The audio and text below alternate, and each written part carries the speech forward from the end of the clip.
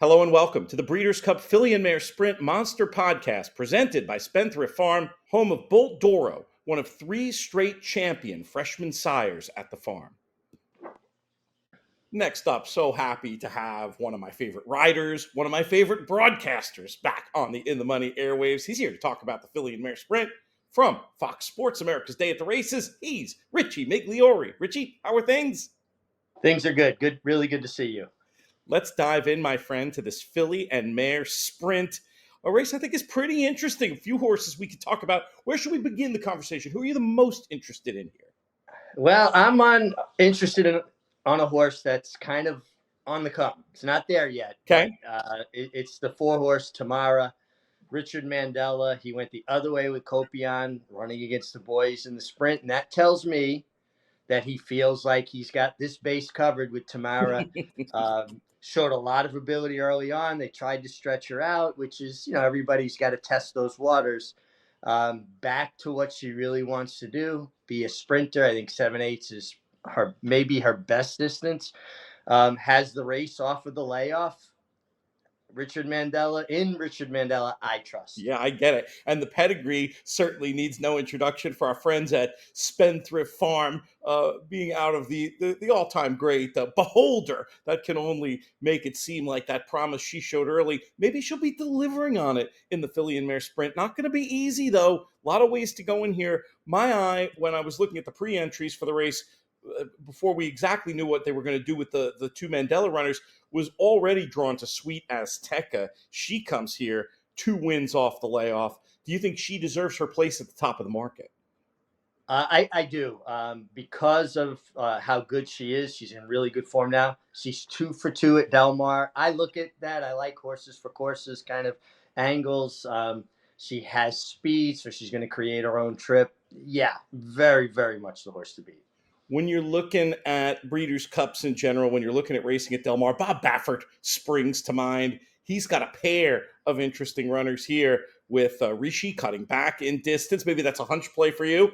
And then, of course, Hope Road, who was so impressive back in Saratoga on over Travers weekend. What do you think of this pair's credentials? Yeah, I mean, I would lean more towards Hope Road, another one that's compiled a good record at Del Mar. Comes off a really nice win in the Ballerina, which is, for me, the highlight of the summer for the Fillies and Mare sprinting, grade 1 in Saratoga. And she looks to sit a good trip again, especially being drawn more towards the outside. History remembers moments of extraordinary strength, skill, and determination. True greatness is forged by those who fulfill their destiny.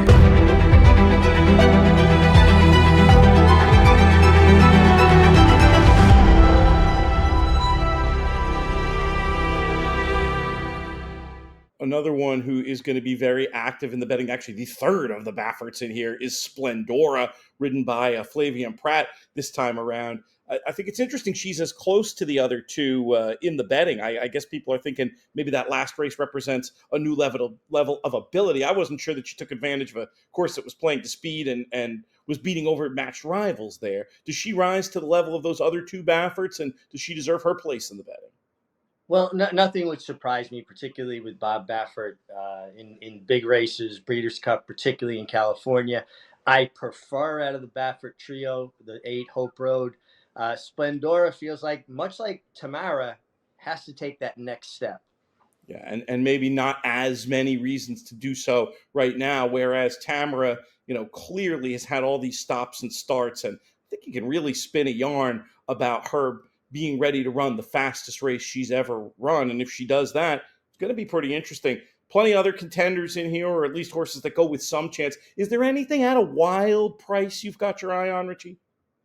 Yeah, a horse that always grabs me, and she's just never broken through. And she's a big price, but she's, the all-time winningest trainer in North America, Steve Asmussen. Zeitlos always seems to me to be right there on the edge of maybe breaking through. I don't know about winning, but I'm definitely going to use her in my exotics.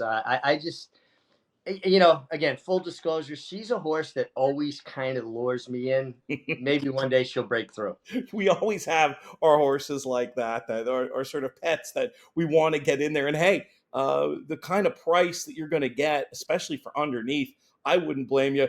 I've got one like that too in this race, and that's Vava for Cherie Deveau. Irad Ortiz Yeah. Jr. in the irons. Am I out to lunch with this one, or do you think Vava could have an impact? No, Vava certainly can have an impact. She's has races in her past that make her very tough. My question with Vava, coming back this year now as a 5-year-old, has she started to lose a step? Her last few races to me felt just a little bit lean for her standard.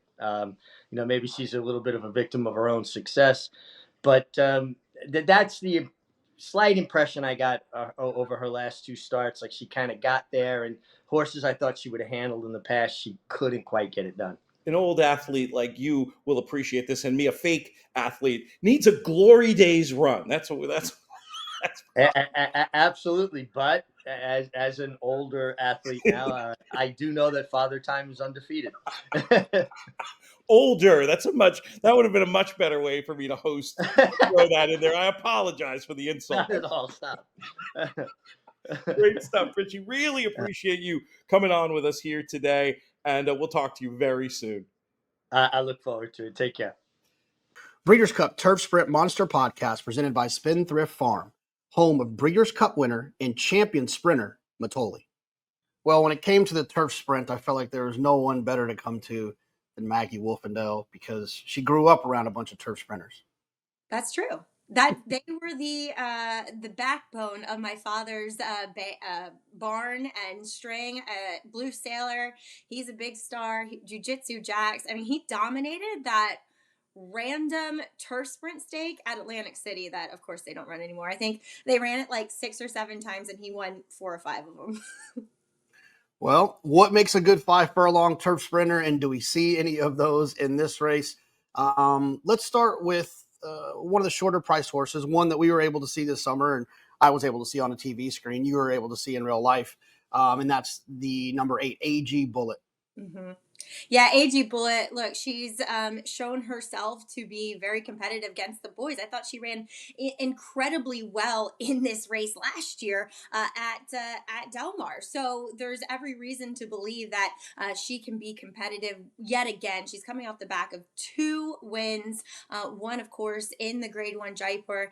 And, she's not your typical big burly filly that matches up well to the boys. She's actually quite effeminate, which I found kind of interesting the first time I got to know her over this summer. But she's also incredibly handy. And I think what you asked, what makes a good 5 furlong sprinter, are those horses that are fleet-footed yet very handy to kind of cut those corners, to make those quick moves. And I think she possesses that. Let's go to Keeneland to the 5.5. The Woodford, traditionally, horses that run well there show up in this race. Governor Sam, I've always been a huge fan of, not only because I'm friendly with the connections, but his race at the Indian Summer as a 2-year-old, when he set those blazing fast fractions. I'm always a fan of a turf sprinter that gets on like that. What do you think about that Woodford when it comes to Governor Sam and the Charlie Hills runner Kadim? Kadim. You'll get it right. Kadem. You got it. Yeah, that's how Kirk Becker said it. To each its own, I suppose. But as far as Governor Sam, look, I was a little bit somewhat disappointed in him in his, start 2 back up at Saratoga 3 back when he finished second. And now he's run well, but he's yet to win. And I get there is an element that is a bit bigger in turf sprints than it is in other types of races of randomness. I feel like a lot of times these horses proverbially take turns beating each other. So there is kind of that element with him. And last time he kind of got back to what we've seen him do best, and that is be forward, contest the lead, and at times he's been able to draw away and put the rest of his competition away. It feels as though, I don't know if he's lost a touch of that early speed, or he's just is meeting faster horses, which very well could be the case. He is only 3. He's facing older, tougher, grizzled veterans. So that concerns me a little bit with him. And Kadem, who they decide to put blinkers on for this try in the Breeders' Cup Turf Sprint, I find interesting off the back of a win. Now, he completely fluffed the brake last time out. I mean, he was about 2-3 lengths slow once they sprung the latch, and I don't know how blinkers are going to help him other than maybe he breaks better, but I feel like it's just an element of European horses. He got the right setup last time. Granted, it's not like the pace was totally incinerating either. So he ran very well to win on his wrong lead, kind of lugging in. Maybe that's why they put the blinkers on too. But I really think he needs to be, considered in the conversation because of his 3 American starts, they're pretty darn good. The level of racing that he's achieved is extremely rare. Anybody who's witnessed Matoli running sees a level of ability that doesn't come along that often. Matoli's a monster! Matoli wins the sprint! Oh, what a horse he is! Matoli! He did it again! Wins the mid-mile! The only thing to be better than one Matoli's a few Matolis. The mighty Matoli, who won the Forgo by 3.5 lengths, the new stakes record. Let's talk a little bit about the home team. When I say the home team, I'm not just talking the U.S. I'm talking California with the rail runner Motorius, who's definitely has a little bit of an edge on these, having run at Del Mar 5 times, having won there 4 times. So you know that Motorius will appreciate the distance and the surface and the configuration. What are your thoughts on this California turf sprinter down on the inside? If he had a bit more speed, I'd say the draw's great. You wonder with a horse that is that closing sprinter, how the inside affects him. Yeah, he can take the shortest way around there, but how much traffic is he going to encounter? That is up to Antonio Frezu, who's running him brilliantly in most of his starts. So I thought he ran really well, encountering trouble last time out. Obviously DQ'd and elevated for the win, but I do think what you led the conversation with is crucial. The fact that he has shown the ability to be so effective at Del Mar during the 5/8. We talk about it all the time up at Saratoga, right? When we have horses coming from Belmont or Aqueduct, and that's the 6 furlongs, and it's only half a furlong less, but it becomes a completely different animal. Well, speaking of a completely different animal, this summer, Bring the Band Home was a completely different animal. And if it wasn't for sovereignty on a number of occasions, Bring the Band Home would be in the conversation for one of the most impressive performances I saw all summer. What do you think went wrong last time, and what do you think will happen on Saturday? Is he a horse for course? We talked about it a little bit before we came on. You said maybe it's that kind of different Woodbine inner turf course. I don't know. But it does also feel like his 2 performances at Saratoga live somewhat in isolation this year. And his only other start last year was a win in Saratoga. And obviously he's gotten faster as a 5-year-old, as you tend to see with these turf sprinters. They kind of peak, 4 to 5 to even 6. So I don't know. It really feels like he loves Saratoga. I mean, we see it all the time with horses that they really thrive when they get up there. And could it be him not necessarily loving other turf courses? And I think I really don't see that many similarities in Saratoga versus Del Mar, other than like the tight turns. But he's fast, and that can always be dangerous. Well, I won't hold your feet to the fire. They just drew last night when we recorded this. Any leans, though? Anything that you're looking forward to seeing run in this spot, and where you think that the price could be right? They look good on the racetrack. You could potentially pick as a top horse. What do they have AG Bullet as? I forget now. 4 to 1. 4 to 1. I'm sure we're getting a little bit of a better price on her, but for me, that's who I'd want. I'll take the girl against the boys. She's a 5-year-old mare now. Last year she was a 4-year-old, and I thought, she even had a little bit of trouble in that last Breeders' Cup Turf Sprint, and I think that she's hitting on all cylinders, and it really feels like I hope it's intentional, the spacing of her races.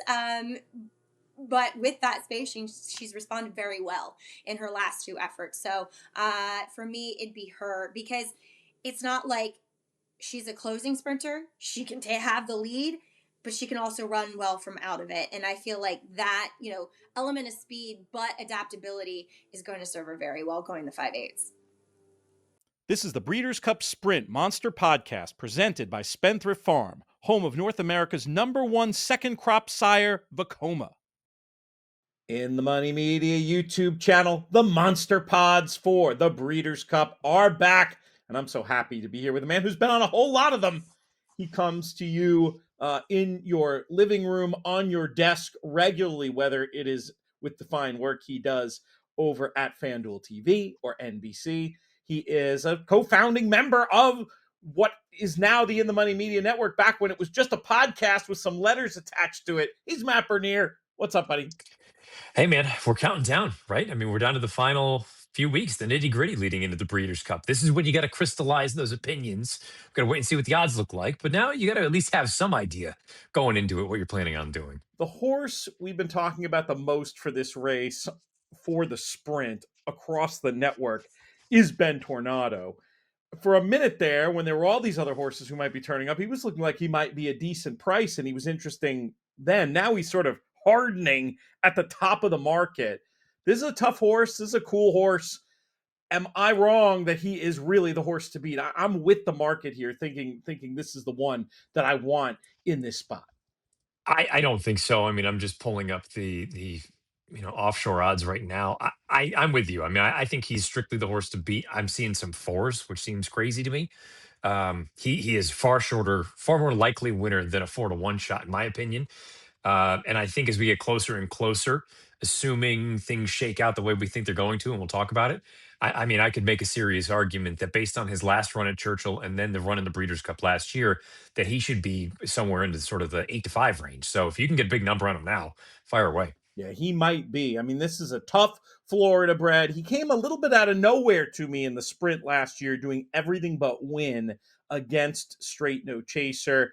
Then comes back one race, runs that career best buyer of 108. He's very, very interesting. We'll be monitoring him with great interest. Maybe we'll use that form line of last year's Breeders' Cup to segue and talk about that last run from Straight No Chaser. Matt, I absolutely hated it. I thought he couldn't lose on paper. I thought he couldn't lose. Halfway through the race, he just went away so tamely. I'm going to have trouble accepting any he was short type excuses. Am I underselling the champ? No, because I'm with you. I mean, I felt the same way. It was one of those things, not even so much that he lost, but for him to pack it in as readily as he did, it's not what you want to see leading into the hardest race in theory of your career. And I know he's done some great things. He's brought the connections on quite a ride here, and he's been a champion sprinter. There's nothing that you can knock about him other than coming into this race. I just don't think he's going to be a very good bet. And if he had done any running at Santa Anita in that prep race, I would have been okay and said, you know what, maybe he just needed the layoff. Man, I thought he laid down pretty badly in deep stretch. It was a no finish trip in the notes for sure. The horse that won, Imagination, this is one I can spin either way. To be honest, I'm leaning towards the more cynical interpretation, which was the figure wasn't 100. The main market rival went away ridiculously tamely. And there was something about the visual impression of the run in the lane that I didn't love. Now, the other way of looking at it is, hey, here's this horse who's being reinvented as a sprinter. It was almost like well, here's this race for him. Why not? It seemed that he even ended up in this race. He was very, very wide. If you're a ground loss person, you can upgrade him for that. Which side of the fence do you fall on with Imagination? Contender or pretender? I'm with you. I think he's more of a pretender, and it's part and parcel because of the Straight No Chaser no show. But on top of that, I'm with you. Not only did the race not come back all that fast, I mean, when you watch him, he's hanging on his left lead for the duration of the run. I know he was wide, but yeah, put it this way: if he wins the Breeders' Cup Sprint, then this is probably a fairly soft group. It's already a questionably soft group going into it, but if he wins, and I don't mean this as shade, I just is he does he look like a Breeders' Cup Sprint winner to you? He doesn't to me. No. Let's talk about the horse that was third in last year's a Breeders' Cup Sprint and will be representing the Eastern Seaboard form. Mulligan comes here, not the prep connections would have picked in the 4 Go, but had some pretty impressive efforts before that. We'll might as well talk about Bookham Dano in tandem. He'd be interesting in here. That sure doesn't sound like he's going to go based on comments from the trainer. So I don't know, but we'll deal with them both. But first, let's start with Mulligan. Can he bounce back? I mean, he's run some good races and some fast figures. I think it would be premature to just write him off. I think my biggest concern for him is the configuration of the race. If you told me it were at 7 furlongs, I would love his chances. I've never really looked at him as a 6 furlong type. And that could be an issue for a few of these horses that should they or should they not go in here. 3/4 is a wildly different game than 7/8. And to me, Mulligan is at his absolute best when you get him out to 7. Maybe this 6 is a little bit sharp, but on talent alone, you could make the serious case that he is among, if not the most talented in the field. Let's talk about Dano, and we can use that as a segue to some of these other will they or won't they type runners in the race before we loop back on some of the others that won key preps. If Dano was kind of a silly question, maybe, but I'll ask it anyway. If Dano were here, would you like him? And part and parcel, do you think there's any chance they reverse field, or is this a done deal? Well, I'll answer the second part first, I guess. I mean, it seems far be it me to sit here and tell someone what to do with their horse. But if I were going to be arguably the favorite in a Breeders' Cup race for however many millions of dollars, and he was healthy and happy, I'd probably go. But apparently they don't want to do that, and they're going to point to next year. I mean, that's a big assumption that he's going to be this good again next year. But to each their own. Neither here nor there. If he were to run in this race, I think he'd be vying for favoritism. I may still lean Ben Tornado, but I wouldn't argue with anyone that said Bookham Dano, given who he has defeated, how many different racetracks he's done it at in different varieties of running styles. I wouldn't fault anybody that said he was the one that actually was the horse to beat. But yeah, it's going to be one of the more.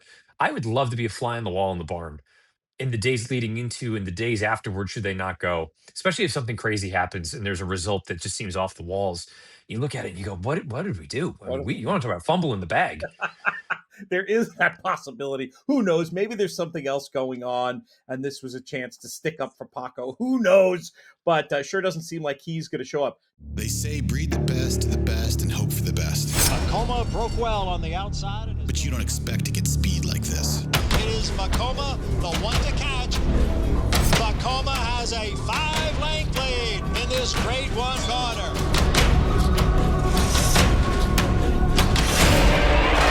Outside, Macoma continues the battle on down at the rail. It is Macoma who's going to win the Met Mile.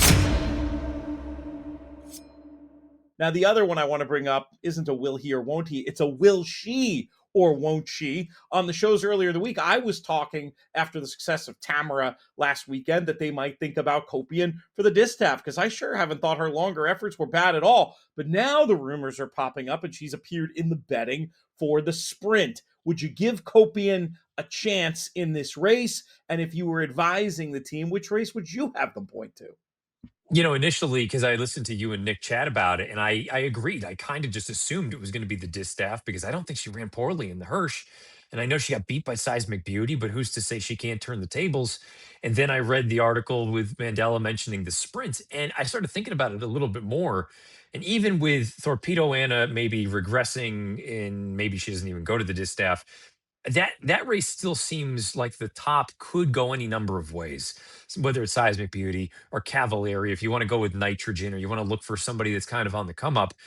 And then you look at this division and suddenly it's like, okay, well, if it's not Ben Tornado, I can poke holes in just about everybody else. So, and even with that, I would argue the one-turn race that Copian ran, the few of them anyway, the beginning of the year, are every bit as impressive as what Ben Tornado did. She would sort of fit that concern I would have with Mulligan as well, though. I'm not convinced that 6 would be her sweet spot. I think she probably wants a little bit more to work with.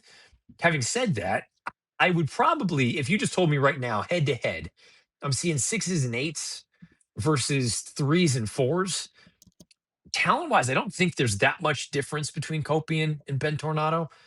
I might still give the slightest of edges as far as overall chances go to Ben Tornado, but I think I might bet Copian. That's very interesting, and that's a story we're going to be following to see if we can figure out where she's going to end up. There is a Breeders' Cup race with her name on it. Which will it be? Will they really put those two fillies in the Filly and Mare Sprint? Some of the early articles made it sound like they would, but I wonder if for an operation like that, they may come up with a different plan to maybe try to get two bites at the apple in different Breeders' Cup races. We shall see. Patriot Spirit, we'll talk about him quickly. Loved him in the Vosburg, had a very easy trip. It didn't come back that fast. I just can't see him tangling with the best of those out west. Am I underselling him? Easy trip in a slow race, kind of hard to reconcile a slow fig, isn't it? Yeah, yeah. He probably was supposed to run a little bit faster there. How about Nakatomi? This is a horse we've talked about for a couple of years now as a potential Breeders' Cup Sprint type. It did not work out for him last year, but he comes here off a win. What do you think of his chances? Well, you and I chatted about him not too long ago, and I said, I've never loved him. I think he's a nice horse. I think Ward's done a tremendous job with him. And I look at this now, and I think, I believe he hit the board a couple of years ago in the sprint. I kind of look at it and think maybe he could be an underneath key.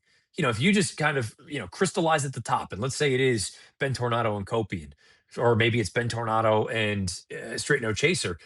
Maybe your key to the race is actually just Nakatomi running second or third. That's interesting. An interesting approach.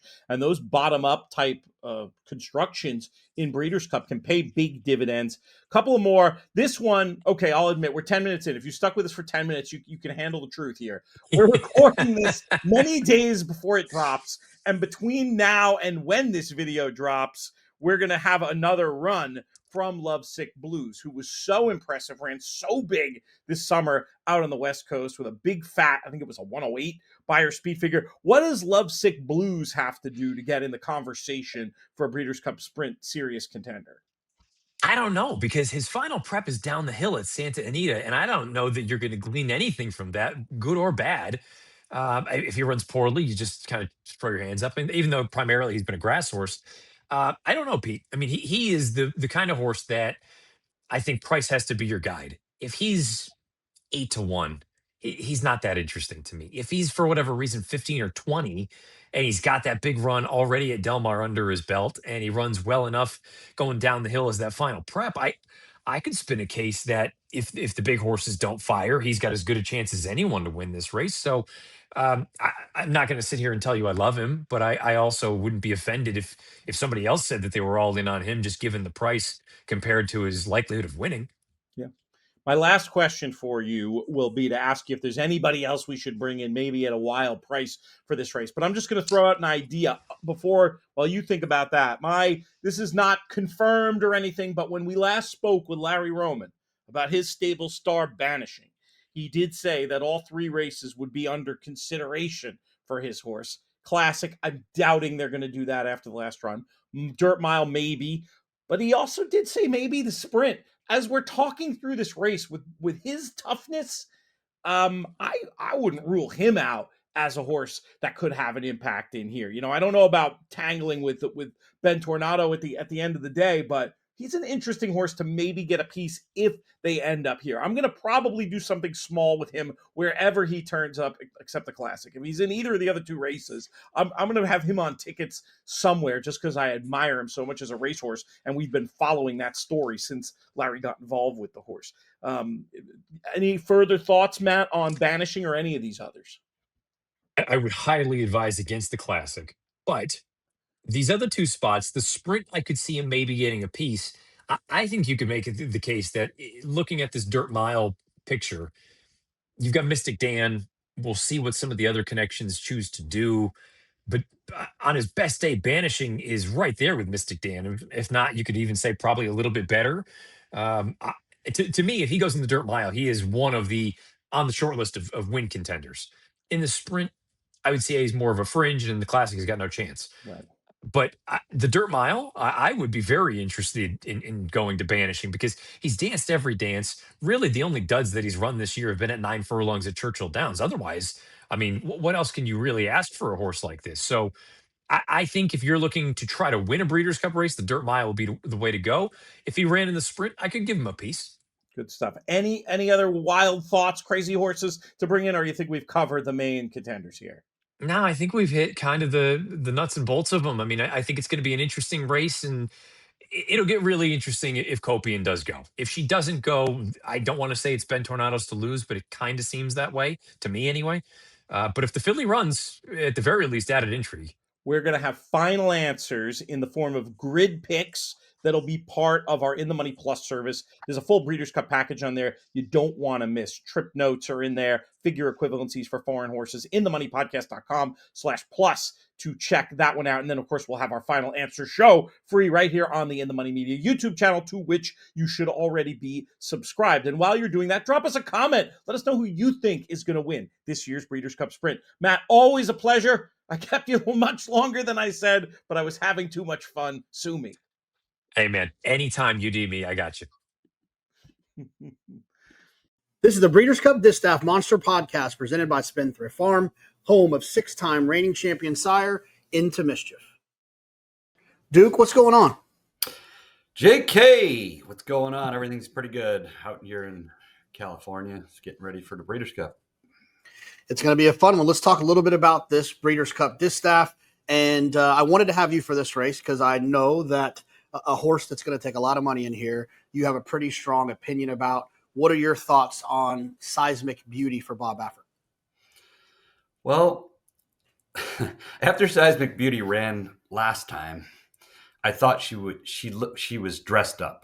I thought she was a horse that I could really take a shot against with the right field, that being the Breeders' Cup Distaff. So, but this race didn't come up as strong as I had hoped. No Torpedo Anna, and a lot of 3-year-olds in here that are I'm just having a tough time, picking the right ones because I don't know how good they are yet. But I think for betting purposes, I think you have to take a chance and go against Seismic Beauty because she looks like she's just a loose speed type that's just going to run off and try to wire the field. And I'm not sure that she can do that against really good horses.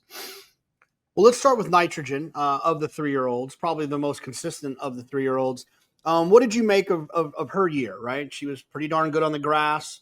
Yeah. She had that off the track freak race that she confirmed with her big race in the Alabama. And then, I guess I thought she was going to run by in the Spinster. She didn't. What is your overall feel about Nitrogen? I agree with that. I thought she was going to run by and she didn't.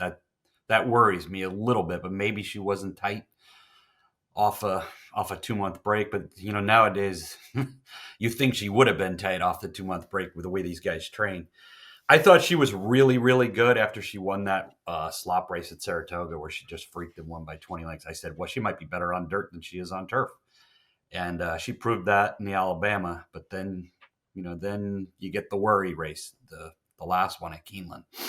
And then what else worries me is I think Keeneland dirt is a lot similar to Del Mar dirt. For some reason, that track seems to play the same kind of way. Like stalkers do really well, horses up close do really well, and I think they're very similar layouts. So that worries me a little bit too. So she's a tough horse to get a really good line on, and she'll be overbet. She's what's her odds going to be? Maybe 4-1, 3-1, 3-1, 4-1. Yeah, I think she'll be the second choice. I think. Yeah. So I'm probably going to try and use her, but definitely not keying Nitrogen. All right. What about Scottish Lassie? Her performance in the Coaching Club American Oaks was really good. Then she came back and I think that she was ridden a little bit funny too. She was so far out of it in that race at Parks. What are your thoughts on her? Totally agree. Scottish Lassie's probably going to be my key. She was so good at Saratoga. I didn't like the ride at all last time. I'm not sure if they were told to put her behind horses and make her take dirt and that kind of thing. I think they'll do the opposite this time. I think they'll let Seismic Beauty go and stalk from the outside, which I think would be perfect for Scottish Lassie. And I think Scottish Lassie has the quality and the numbers to win this race. So she's going to be my key. And here's Tama in the final stages. The Santa Anita Derby goes to Tama.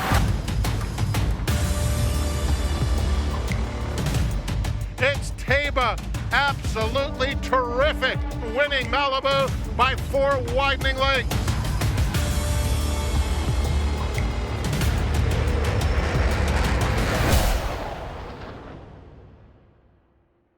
And what about Clicquot, the winner of the Cotillion, who, she's really done nothing wrong. She's won 4 races in a row. Her figures seem to be getting a little bit faster. What are your feelings about Clicquot? I think she's getting better. I'm a little worried Brendan Walsh, he kind of does better. Actually, that race was at Park, so I can't really say that. He does better in Kentucky, right? He's a Kentucky guy. He does real good at Kentucky. I'm not sure about this, shipping that horse out to Del Mar and doing it all again, but I think she might be a little bit step below. She got kind of the right trip at Parks. She was like that behind in what Paul and I call the zone. She's in that spot where, she doesn't have to use horse. She was just in a good position and she got the jump on the rest. I don't know. I'm kind of fading her too. I think Darth Vader may be the horse that I will use more than a horse like Quico. So I was going to ask you about these 2 older horses, Darth Vader and Scylla. We'll start with Darth Vader. So you believe in her performance against Torpedo Anna at Saratoga? I do. I picked Darth Vader on a show, I believe, that I did with Pete back in, I think it was for the Derby day. I think I did a show for the Derby, and I picked Darth Vader, and she disappointed me. She ran like a lackluster 4th, and then she came back and she won the Ogden Phipps, and then I thought I was right about her, right? And then she comes back, and then she does it again. She doesn't run good at Monmouth, but then she comes back and runs good against Torpedo Anna. So I don't know. She seems to be like a in and out type where she's not 100% reliable, but I think she's good enough. On her best day, I think she's good enough to win this race. And then the final one is who I think is really interesting is Scylla, probably the most overbet horse going 7 furlongs, who just kept looking like she was going to be good, never figured it out. But if you dig deep into her past performances and based on her last race, I mean, maybe she's going to be better going 2 turns. It's weird. I don't think they know what to do with her. They seem to be. They thought she was going to sprint this year, and now I think they're going back to the old way, which she was better at. She was better at a route, so maybe she's coming up to her best race, and I think you got to use her definitely somewhere. Duke, you launched a new website this week, Duke's Picks, where people can find more of what you have to say about these races. Talk about dukespicks.com. Yeah, I was thinking for a long time that there's something I could do for people out there that want to learn and want to get better at handicapping and betting. And I thought it's the best time to do it is before the Breeders' Cup or before the Derby, and I wasn't ready to do it before the Derby, so kind of waited till now. I'm going to do like a hour and a half live stream, strategy session where I'm going to maybe show some replays and do some, just not necessarily picks, but I'm going to give people horses that I don't like, horses that I like, and try to do some things in the future where I'm teaching more than just giving out selections. And you know what that's like, because you're on TV and it's not easy to give out just picks because they lose a lot, right? So I mean, you're going to go through periods of a lot of losing in this game, but with my knowledge and what I've done over 30, 40 years, I think I can pass it on to people, and hopefully they can win at the races.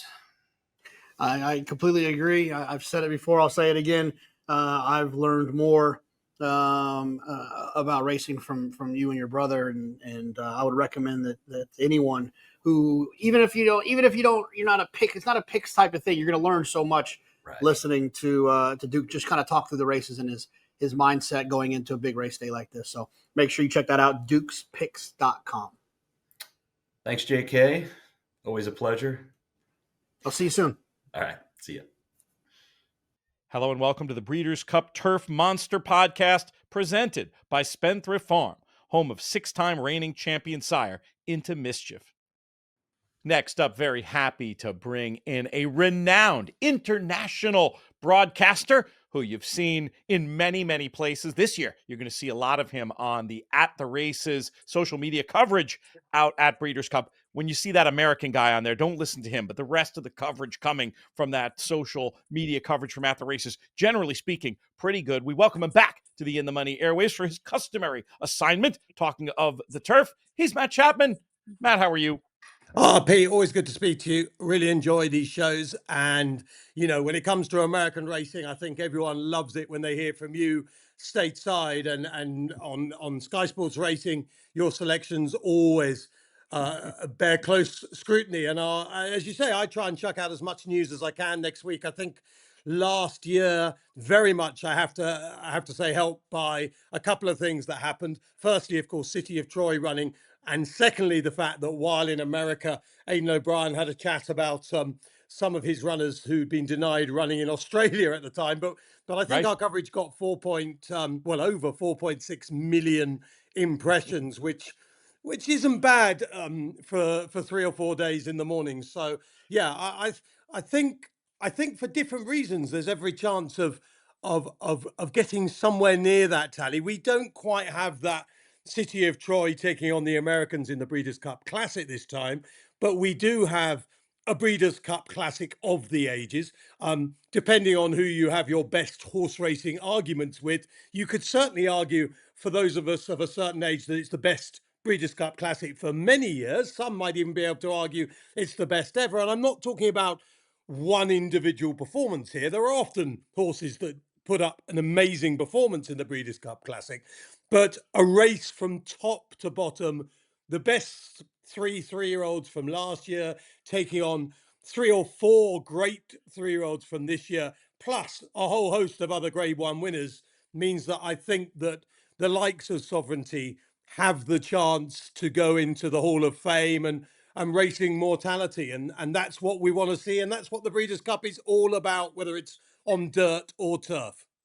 All right, we're going to get to our regularly scheduled programming of the turf in a second, but I was going to ask you about the Classic, of course, not least because both you and Vanessa Ryle, who will be within the money, providing coverage week of once again, gave out a confident nod to Sierra Leone in last year's race. We're not going to make you give a Classic selection here. Folks are going to have to turn into the ATR At the Races social coverage and or in the money media next week to get that. We'll pivot instead to the turf. You're wearing an appropriate hat to talk about this year's Breeders' Cup turf. And we've got the hoodie on this as is the well. Keeneland. This is from Keeneland from some years ago, and I have to say, Breeders' Cup merch isn't the cheapest merch you'll ever buy in your life, but it lasts a long time, so it's well worth. This is 2020 in Keeneland, and it's still going strong. Not bad at all. Well worn and well loved, no doubt. But seeing a Nabel on the hat makes me want to bring up Minnie Hawk right away, the major player. There's some similarities in profile here between these two horses. She certainly deserves a place near the top of the market in this year's Breeders' Cup turf. Does she deserve to be the even money she currently is right now? What do you think of Minnie Hawk and her chances? Well, if this race was in Europe, I think she'd be odds on. So you get the even money, I guess, because of the uncertainty of a couple of factors. The biggest, in my book, the biggest factor is it's the end, the cliche of all cliches. But Pete, you and me, we're the master of cliches. Although I don't know why I don't know why I dragged you into that. But I mean, the big problem with her is the travelling at the end of a long season. But in real terms, as a bettor, we'll obviously have a look at her in the mornings, but even that won't tell you much unless you live with her every day of your life. I think that's just the risk you take when you're backing any horse that travels to a horse race. But on all we know, she is the form horse, the European form horse. She's a classic winner. She's come up against the boys. She's run Darry's very close in a Prix de l'Arc de Triomphe, where the first two have run away from the field in the final furlong. Was it the Arc de Triomphe equivalent of this year's Breeders' Cup Classic? The answer to that is categorically no. It wasn't the greatest arc of all time, but these two horses ran away from the field to the line. They both looked strong stayers. And the key with Minnie Hawk, I should say, is this, that when she won the Yorkshire Oaks, The Connections had a horse called Whirl in the mix as well. And after the Yorkshire Oaks, they said, Whirl will go to the Arc de Triomphe. She likes juicy ground. Mini Hawk will go straight to the Breeders' Cup. Of course, at that stage, we were kind of thinking, well, filly and mare turf or turf? No doubt turf, because she's a mile and a half filly. She stays strong and she wants firm ground. So her second in the Arc de Triomphe on that basis can be marked up because the ground wasn't as fast as she liked, and she proved herself a very, very high class filly against the boys. So, all in all, for me, she's not just the best European raider in this race, she is much the best. A dynasty in motion, reshaping the sport's greatest tradition, channeling the legends of his line and surpassing them. 4 of the last 6 Derby winners carry his genes. A Golden Son, a Horse of the Year. Another chapter written beneath those iconic spires. Derby dreams fulfilled for the titans of our industry. From authentic to sovereignty, a legacy both real and supreme. Into mischief. Who do you see as the main danger to Mini Hawk? So a couple of things on this. I mean, Goliath does have form on good to firm ground, and Connections have wanted to run him in this. He ran 6th in the Japan Cup nearly this time last year, and he does have a win on good to firm, but he also has lots of form on good to soft and heavy. Maybe he goes on everything. He is a pretty highly rated horse, but I find him a bit quirky, and I wouldn't think he's 100% reliable. Here's the bombshell. So I think that El Cordobés can finish in front of Rebels Romance. Ooh, that's and controversial. well, it's probably, I think controversial is over egging it, but I'll take it. But I look, Rebels Romance picks and chooses the Group 1s that he wins, and I take nothing against him, the Globetrotter. He is a horse who is much loved by me and anyone else who follows this sport. He's been in loads of different countries all around the world. He is a warrior of international horse racing, and for that we doff our Breeders' Cup caps and salute him. But when he runs in if he ran in an Irish Group 1, when he runs in a UK Group 1, he's the 3rd, 4th or 5th rather than the winner of the race. And as I say, if he was in a match against Mini Hawk would be 1 to 2, I suspect, over here against Rebels Romance. So and there are bits of form recently that make me feel that Rebels Romance is certainly not better than he's ever been, and probably not quite as good on occasions. Even his German win, I didn't think was quite him. But it's difficult to tell with him because he's such a warrior. He can still bring it to the table. Anyway, coming back to El Cordobés, I think he's the young kid on the block. He'll be ridden, I suspect, in a similar way, and perhaps ridden a little bit more to get a place than Rebels Romance, in that Rebels Romance is not going to be ridden to try and achieve a best possible position. He's going to be ridden to win it. And I just wonder whether El Cordobés will be tucked out the back and swoop late. He's a very strong stayer. And I can't quote Charlie Appleby on this because I can't remember the exact conversation, but I have had this conversation with him. And I got the impression he didn't think I was mad to think that El Cordobés would finish in front of Rebels Romance. And Charlie would take any opportunity to tell me I'm mad. So I suspect I'm onto something. So I'd have Mini Hawk for the win and El Cordobés for the place, unless you can tell me there's an American in here lurking that I'm not seeing who could cause an upset. Not for the top 2 spots, not for the forecast, not for the exacta. The American, I just want to put on the radar of people, and I'm sure others will be making this observation. Gold Phoenix, Del Mar's his favorite course. He has outrun his odds in each of his Breeders' Cup Turf appearances. If you're playing USA-style exotics like the trifecta, or superfecta if you're working with a bookmaker who might give you extra places each way. Especially, I would not mind taking a flyer on the old boy, a favorite on these airwaves, Gold Flippin' Phoenix, as we call him around here, though it's not flippin', obviously, but we love him, and we think he has a little bit of an on the board squeak, I would say. But I think you're right. I mean, in terms of these top two spots, it certainly seems like Godolphin and Mini Hawk are the places to look. Yeah, and the other thing worth pointing out is that, look, saying Mini Hawk's going to win the Breeders' Cup Turf is not anything new to anyone listening to this. It's a chat about a horse race that we love, and it's very easy to end up with Mini Hawk, and probably 99% of people watching this would do so. But in stateside place pools, El Cordoba's might not be terrible odds, because people get sucked into the previous winner, Rebel's Romance, the horse trying to make history, the International Globetrotter. People will get sucked into Mini Hawk, and it's just possible that El Cordoba's will be quite reasonable odds in place pools. So I really think he's worth a look at from that angle, maybe. Forecasts are always a dodgy game. You always end up with one in the wrong place or something. But but the place pool Cordobez is certainly something I'm going to give a second look to anyway.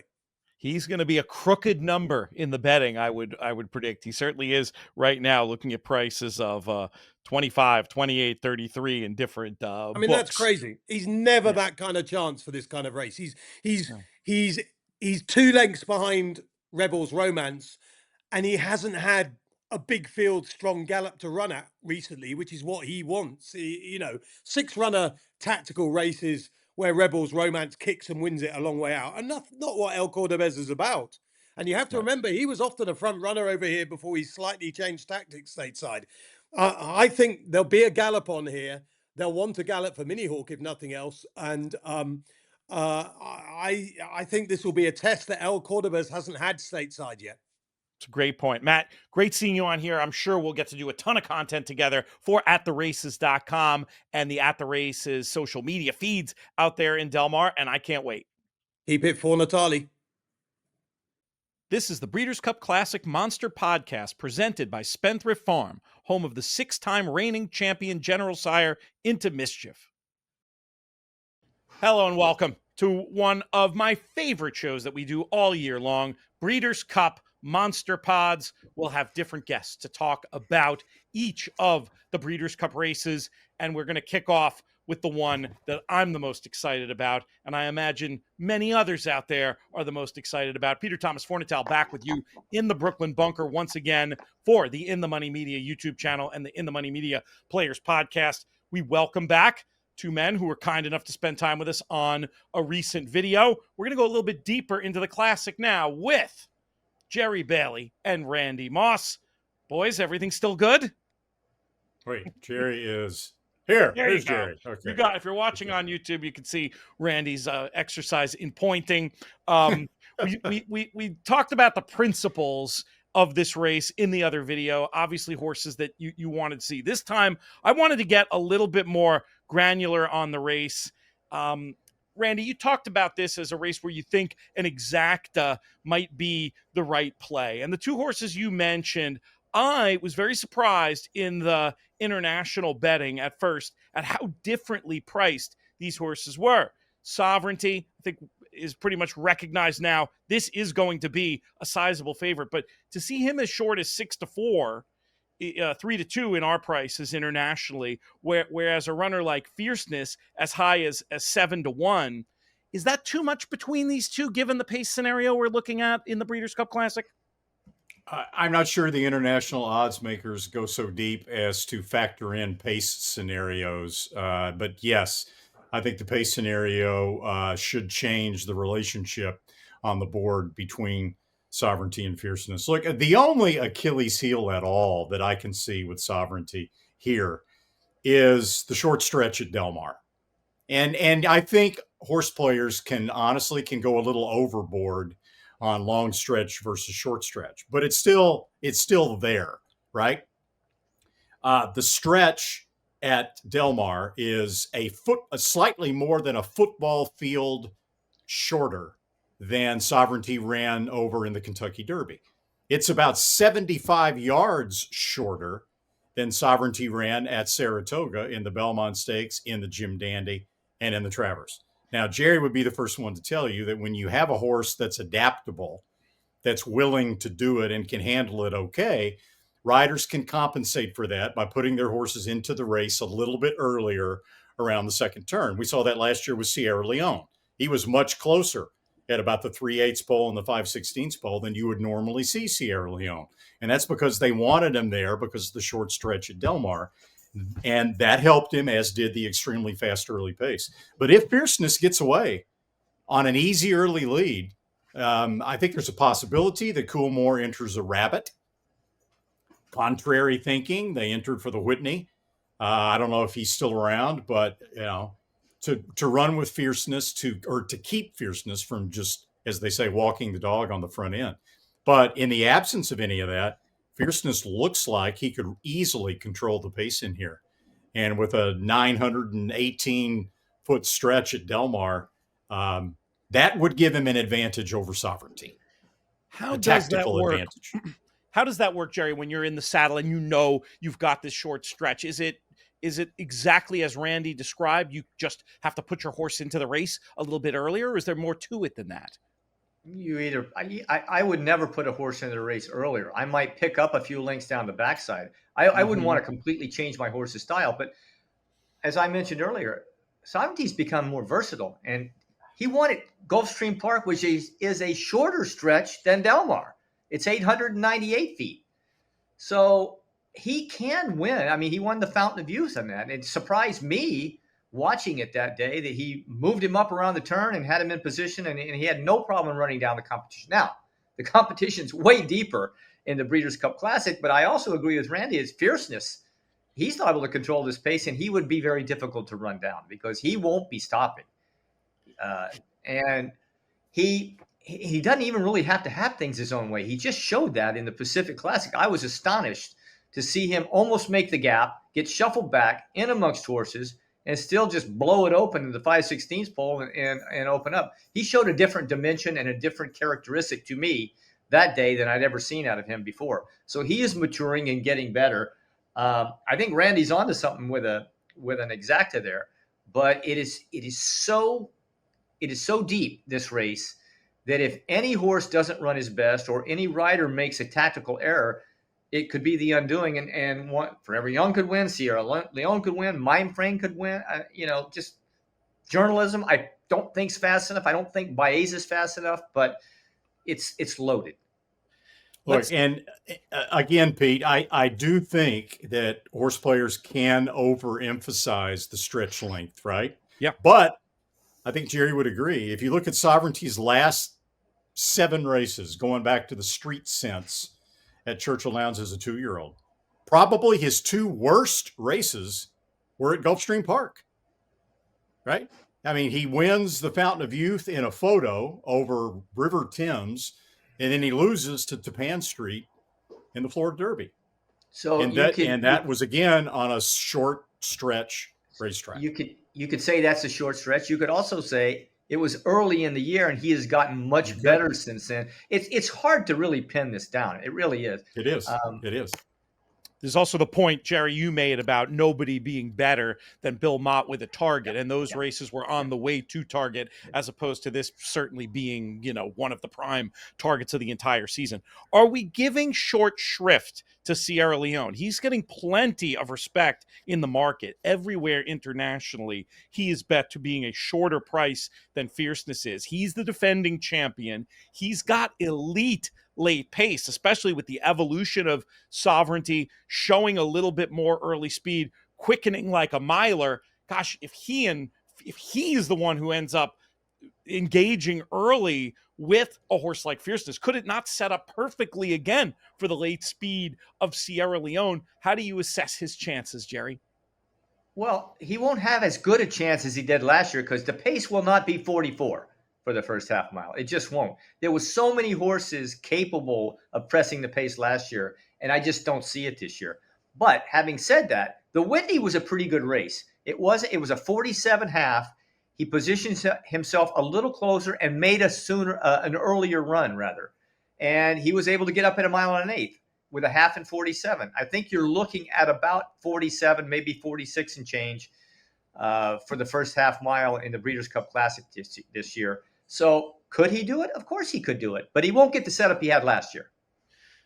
No, the only reason he won last year, Pete, was that suicidal pace. That's the only reason he beat Fierceness. Fierceness was the best horse in last year's Breeders' Cup Classic, and honestly, Forever Young was probably the second best horse. Although that's much more debatable. And by the way, for those who are handicapping, not that it matters a whole hell of a lot, but the pace of the Breeders' Cup Classic is wrong because it's timed by GPS. It was actually about 45 and 1 for the half and about between 109 and 4 and 110 flat for 6 furlongs. Still very fast. Randy is very generous to come on these shows, but he tells me I have to let him grind his axe from time to time. So we got to get a couple of shots in at GPS timing here. A dynasty in motion, reshaping the sport's greatest tradition, channeling the legends of his line and surpassing them. 4 of the last 6 Derby winners carry his genes. A Golden Son, a Horse of the Year. Another chapter written beneath those iconic spires. Derby dreams fulfilled for the titans of our industry. From authentic to sovereignty, a legacy both real and supreme. Into mischief. Let's talk about some of the runners down the field. This idea that journalism is a terrific horse, but not fast enough. That seems to be the one that you guys share from our earlier conversation about it. Does anything give either of you hope that he could step up as a late season 3-year-old and maybe have another gear and or be that horse coming late if the market principles engage too early? Well, I think he's going to run better than he has earlier this year. He's had some time off now, Pete. He's had a couple of months to catch his breath. I don't know that he can beat Fierceness, but he will be closer to Fierceness in the Classic than he was in the Pacific Classic because he's had some time off, and he needed some time off, I think. Right? Yeah, he's the one who danced every dance. What about you, Randy? Do you take him seriously? Yes. I mean, I take him seriously just because he's got so much determination. But I mean, let's face it, all spring and all summer long, we were wondering when the uber aggressive race schedule of journalism was going to catch up with him. And I think we saw it catch up with him in the Pacific Classic. And he was beaten, 3 1/4 lengths by Fierceness. That probably should have been about 5 1/2 lengths because Fierceness did not have a good trip in that race and won anyway.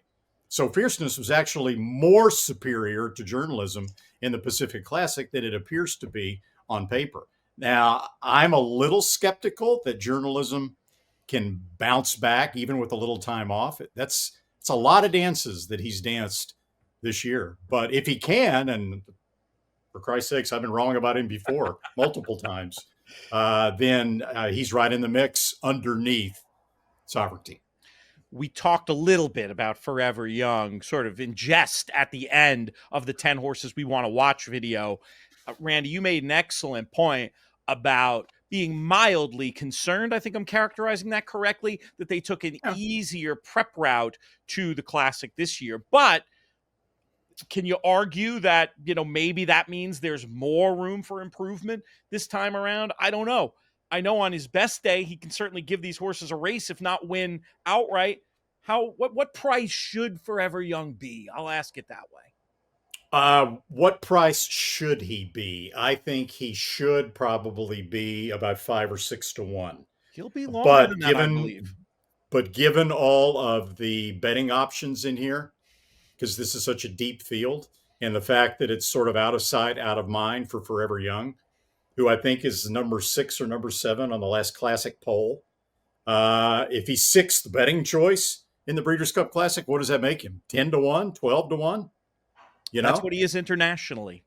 Yeah. And to me, knowing that if Forever Young can get back to the form that he showed in the Saudi Cup, 10 to 1, 12 to 1 is worth the risk.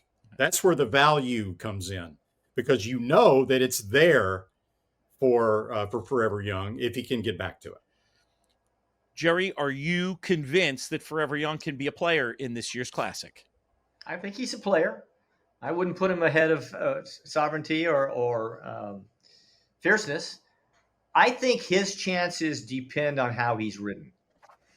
He was way too close to a hot pace last year. And actually, even though he was kind of a staggering third, I thought he did really well to hang on for that, given the fact that he was asked to stay close at such a hot pace.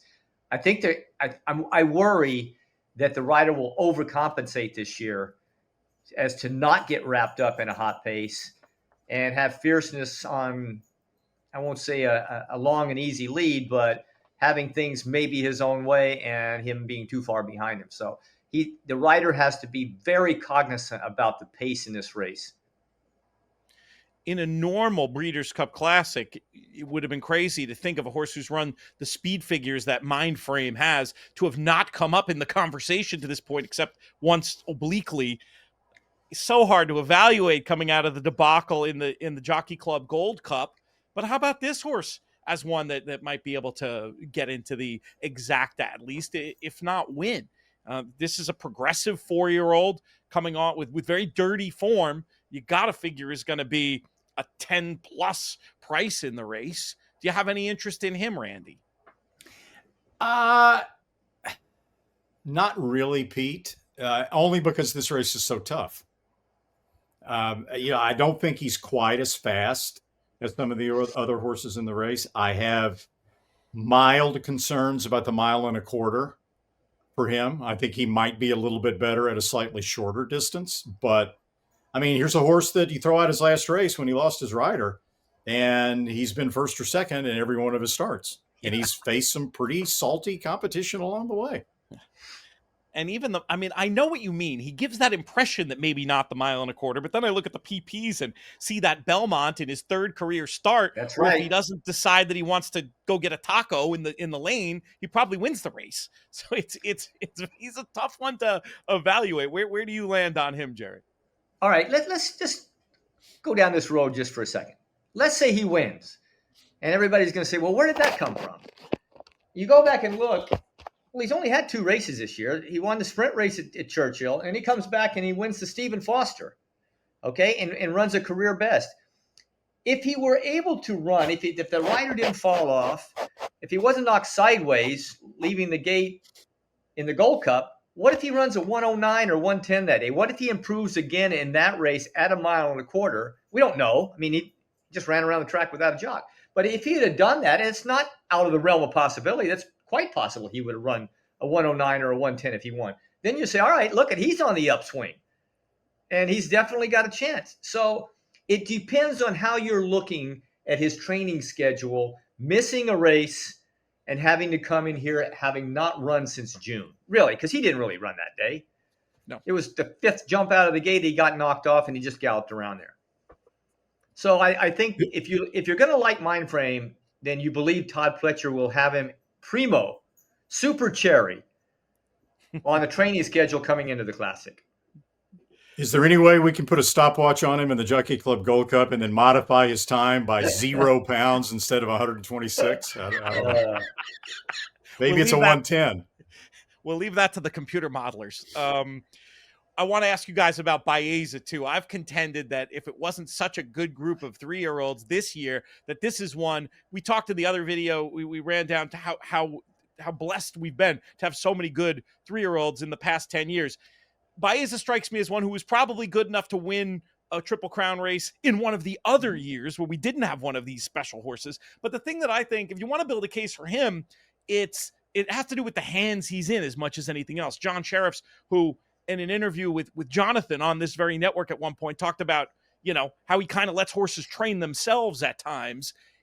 With that in mind, it makes sense that a horse like this could have bigger improvements later in the year as he starts to figure out life a bit more. I don't know. I'm tempted to try to get him somewhere underneath. I don't know that he can beat the best of these, but I was very curious to take your temperatures, at least on Baeza, who's just another really fun and interesting horse as far as I'm concerned. What do you think about him, Jerry? I think he's been catching up all year, and I think he's still catching up. when he was thrown into the Derby, and that was his acid test, I think he was behind the 8 ball. He really wasn't ready. He ran a credible race. He really did. He's run every race has been credible. But I think he's always been playing catch up this year until he hit the Parks race, the Pennsylvania Derby. And that's not even close to the same field. Right. So then he runs a super race and he wins. But I still think now he's stepping back up against the very best of his generation and previous generations. And he's again trying to catch up. And I just don't think he's there yet. If he didn't have to run against sovereignty and journalism, he'd be coming into the Classic on a 6-race winning streak. I think he would have won Mage's Kentucky Derby. And honestly, I think he would have won last year's Kentucky Derby when Fierceness laid an egg, when Mystic Dan gets a golden trip, when Sierra Leone is lugging in badly and mugging Forever Young the length of the stretch. I think Baeza could have run by him all last year. And I agree with you, Pete. I think it's just unfortunate for the Baeza camp that he's landed in a year with so many, well, 2 outstanding 3-year-olds in sovereignty and journalism. Curious to know, I mean, Antiquarian we didn't talk about, but I think we sort of implied our opinion based on how we describe Mindframe and the Jockey Club Gold Cup. Curious though if him or anything else at a bigger price is worth bringing up at this stage in our Breeders' Cup Classic analysis. Of course, you're going to see much more from these guys week of on NBC and loads from me throughout on the In the Money media network, but wanted to give you guys a chance to pull in something else. Well, in my opinion, if you can find a prop somewhere, Antiquarian versus Sierra Leone, and you've got Sierra Leone as the shorter price in that prop as the defending champ in the Breeders' Cup Classic, I would bet on Antiquarian. Interesting. Horse for horse in that spot. Yeah, he beat him last time, beat him at 1.25 miles, and beat him straight up legit. And by the way, Sierra Leone was... No, Sierra Leone had to avoid the fallen horse. That's not a fair test for Sierra Leone, the Jockey Club Gold Cup. He had to avoid a rider falling in a little bit last time again. So look, any horse that's beaten by Phileas Fogg, I can't put seriously a chance to win. Maybe underneath somewhere, but I'm not going to go crazy on Antiquarian right now. Did I say he could win? No, I said a horse for horse prop between Antiquarian and Sierra Leone. It's an interesting idea. If only we lived in a civilized country where we had wagers like this, Randy. But hey, now I'm grinding my axe, so we're even. Maybe Jerry and I'll just bet $1 horse for horse. There you go. You go. That'll be one because we've been asked to bet on every race by our host Ahmed Fareed, so that'll be one of them. Yeah, I do think Sierra we know he's dependent on things going right. And I do think being out of position, I think we'll see better from him. I think we'll see better from him in the Classic than we did in the Jockey Club Gold Cup. But the problem being all these amazing horses he's facing. A closing thought from either of you for this first of our Monster Pod videos? It's going to be a great Breeders' Cup. And the Classic is as good as I can remember. Randy thinks 99. That's fair. 98. Yeah. 98. Yeah. That's fair. I can't argue. That was a great Classic. But it is one of the best ever. Great stuff. Guys, really appreciate you coming on. We'll touch base week of, schedules pending. Always great to get a chance to see you in the trailer out there at Del Mar or wherever the Breeders' Cup is. We're going to be sure to catch you and all the great coverage over at NBC. Let us know in the comments who your pick is for the Breeders' Cup Classic, and make sure you subscribe to the In the Money Media YouTube channel while you're there. Can't tell you enough how much I appreciate you guys coming on here. Great stuff as ever. Pete, 2 10-minute segments at 44 minutes and 56 seconds. Let's let it go 3 more seconds and we'll hit 45 even. Do I hear 46? Hello and welcome to the Breeders' Cup Mile Monster Podcast, presented by Spendthrift Farm, home of 6-time reigning champion sire Into Mischief. Very excited to introduce this next guest. It's been a bit of a tradition these last few years to have him on here to talk about the Breeders' Cup Mile. You're going to see him in the coverage of the Breeders' Cup. He's Rishi Prasad. Rishi, how are things? Pete, it's great to be back. Yeah, it's pretty good. I'm excited. Obviously, we're getting ever closer to the great meeting, so I cannot wait. I cannot wait to get out there and just being able to chat to you about one of my favorite races historically at the Breeders' Cup because of the European success and so many great horses that have done it and won it, and some of them done the double, treble. It's a terrific event, and I'm glad to be part of it. Let's start off with the horse who is the current betting favorite. Notable Speech was third in this race last year. Can he go a couple places better this time around? I think, Pete, that he will go 2 places better. I don't think it's a secret that probably his entire season has been geared around succeeding in the Breeders' Cup Mile. I thought he ran a good race in the Breeders' Cup Mile 12 months ago. I don't think it was Notable Speech at his best. In fairness to the horse, he'd had a very busy time of things. Don't forget, last year, in the lead up to the Breeders' Cup, he'd been on the go in the early part of the year as he built up to the first classic of the season in the beginning of May, in the springtime. His season's been very different this year. His first appearance this year came in the Locking Stakes in the middle of May, and I think there are fairly good excuses for all his runs, all his defeats, up until, of course, his most recent run, where at least he was a short price favourite to win in Canada, and he did so pretty impressively. He should have won, and I think he's had the experience of travelling. I think everything that he's done this season has suggested that he's going to be a better horse than he was 12 months ago, going into Del Mar, going into the Breeders' Cup Mile, a race that Charlie Appleby has an outstanding record in, as we know. And we know how good Charlie Appleby's record at the Breeders' Cup is in any regard. And I think he would probably be the best of the Godolphin contenders and the best of the Charlie Appleby team. What of the other European contenders? Is there one that stands out as the main danger in the market? There's a lot of horses at kind of similar prices. Well, Sarlan is trained by someone who I think it's fair to say this season has truly established himself now amongst the very best in the world in Francis-Henri Greffard. His performances with all his horses, obviously, particularly with Calandagan and Dariz, have proven what a fantastic trainer he is. And he's been able to travel horses all over the world and prove how good he is already. And I think Sarlan is just getting better and better. Interestingly enough, earlier in the year, with regards to Sarlan, connections were thinking this is a horse who was going to be a really good 4-year-old. But his season has really clicked in his last couple of starts, and his most recent start at Group 1 level, he beat one of my favourite horses, Rosalian. Because Rosalian's best form ties in with Notable Speech. My only query about Sarlan in relation to Notable Speech is the fact that Rosalian was unlucky. And I think with a cleaner run, Rosalian would have beaten Sarlan last time out in Longchamp.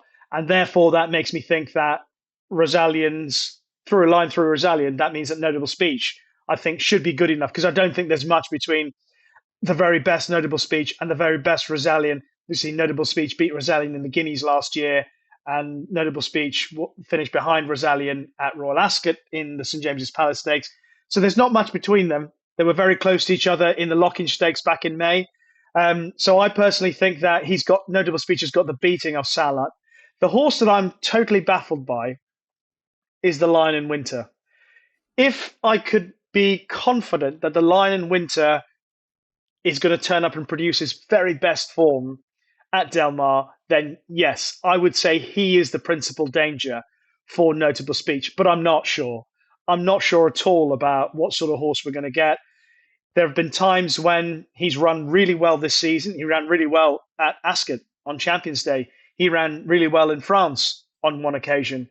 But there have been too many disappointing runs in between. He started off the year, and bear this in mind, he started off 2025 as the leading contender for the 2000 Guineas, the Derby, the Arc, every single big race you could think of, he was favourite for. But his season has not delivered what everyone expected of him. He was an outstanding 2-year-old, had some really good form.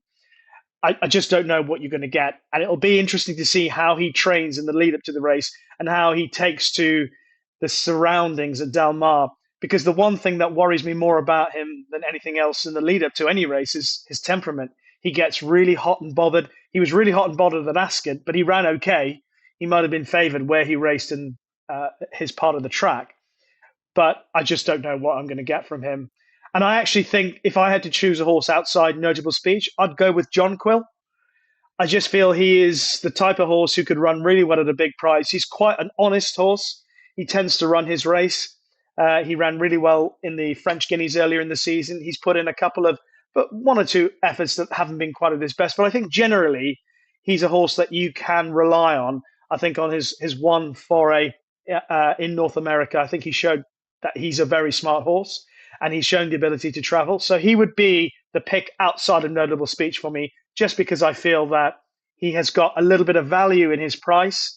I think some of the odds I've seen quoted for him in double figures, and I thought he might be outside of Notable Speech when you compare him with Sarlan and the Line in Winter, all the 3-year-olds. I thought he would be the one that might run the place.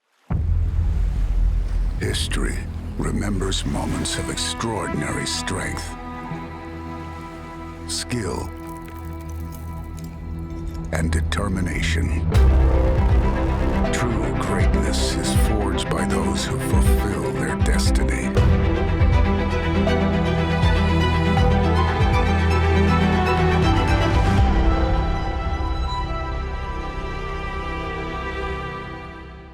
Jonquil is a great way to introduce the next topic that I had on my card here, which is the American contingent, because he's got form that ties in so closely with Rhetorical. And this is one where, depending on how you watch races, you can make an argument either way. You could say Jonquil was best. He went so far, he got too far back, he came flying, different kind of ride, he wins. Or you can say Rhetorical was close to that fast pace. All the other pace horses finished out the back. On dynamics, I want to upgrade him. If you like Jonquil, I think you have to like Rhetorical or give him a squeak at least a little bit, yes? I would agree with that. I think everyone looked at that race and they thought, well, Jonquil was too far back. Dylan Davis obviously didn't know the horse that well, and there were excuses for Jonquil. I think on a different day with, say, Colin Keane in the saddle, someone who knows him pretty well, he may well have won the race. But the other point you make on the flip side is exactly correct. Rhetorical, he was prominent throughout the race. And when he picked it up, he had to hold on, having been part of that pace early on. So I thought he did well because program trading, he was in midfield and he made up ground from the back. I think it's fair to say Rhetorical did well to win. And I don't think you could just look at the race in its entirety. When you consider pace and how races are run, that's also a big part of it. And I think Rhetorical has to be included. But I just feel that Jonquil, with that experience under his belt as well, for the horse as much as anything else, and with a familiar jockey in the saddle, no blame for Dylan Davis. It's the first time he rode him. I would say that I would expect Jonquil to overturn that form from Keeneland. You make a compelling case. When we're talking about U.S. runners, we have to talk about Johannes, who finished ahead of Notable Speech in this race last year. He loves the course. Do you give him a chance? I would do. I feel like I truly believe Notable Speech was a little bit flat by my expectations.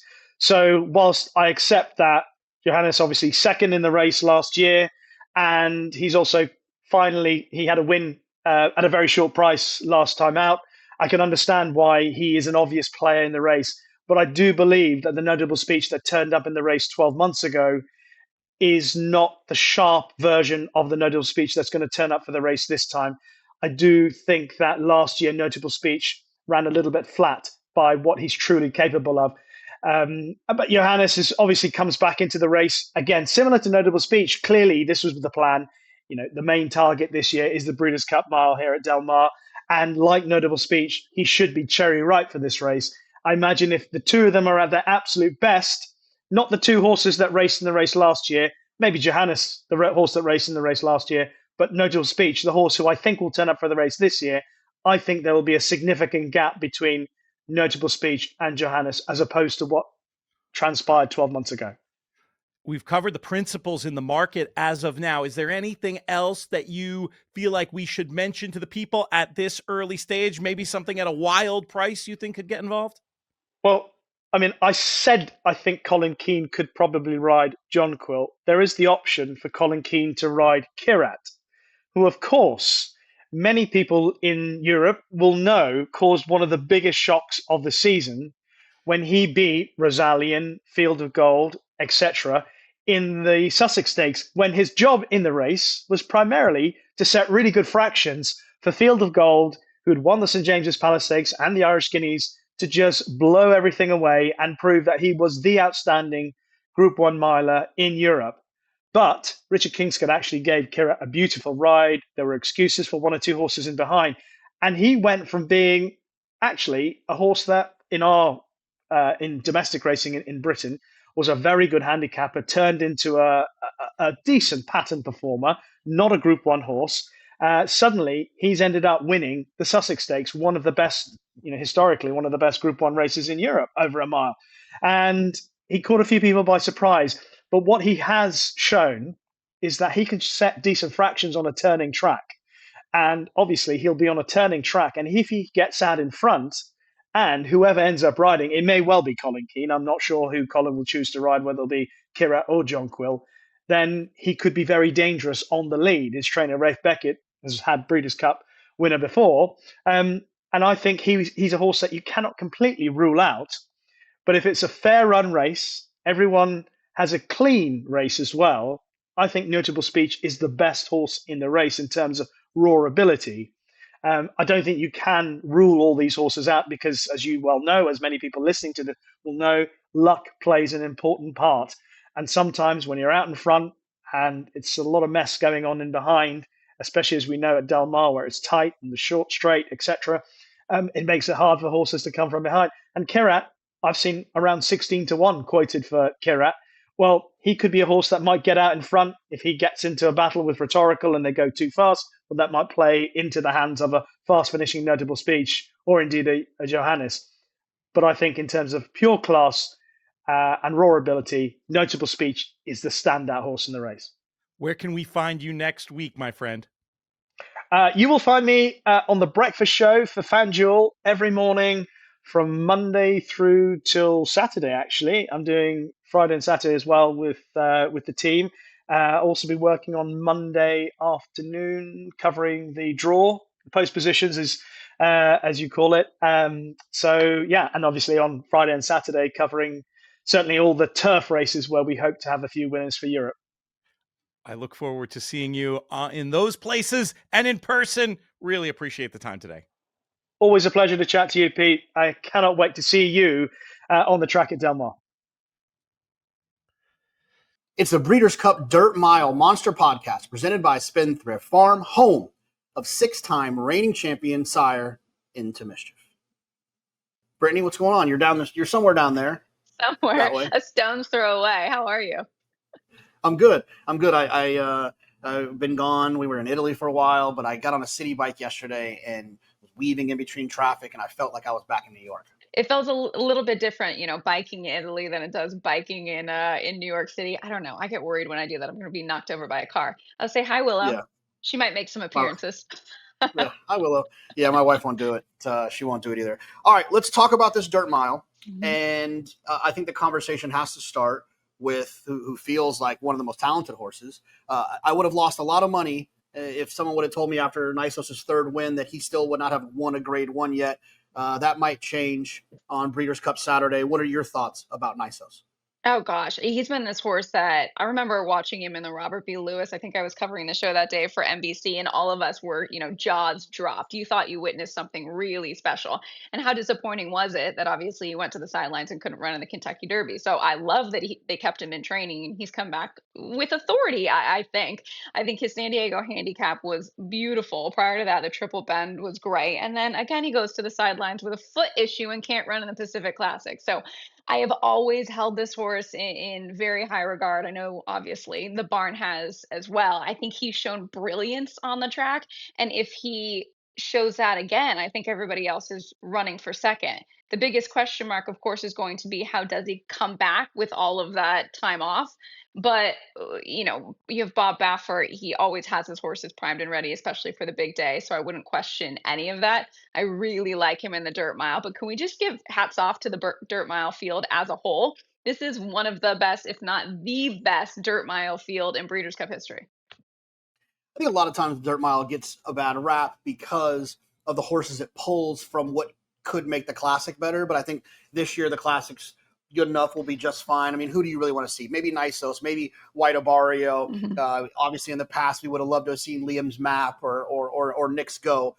Speaking of Nick's Go, Mhm. White Abario trying to do the reverse Nick's Go by Nick's Go obviously won the dirt mile and then the classic. White Abario is trying to go the other way with the classic into the dirt mile. Feels a little bit like an afterthought for me, but it sounds like he is training well. What are your White Abario thoughts? I feel like they're still trying to figure out now at 6 years old where this horse is best, right? I mean, we haven't seen him win since the Go Sapper earlier this year, but that was a very fast race and a very authoritative win.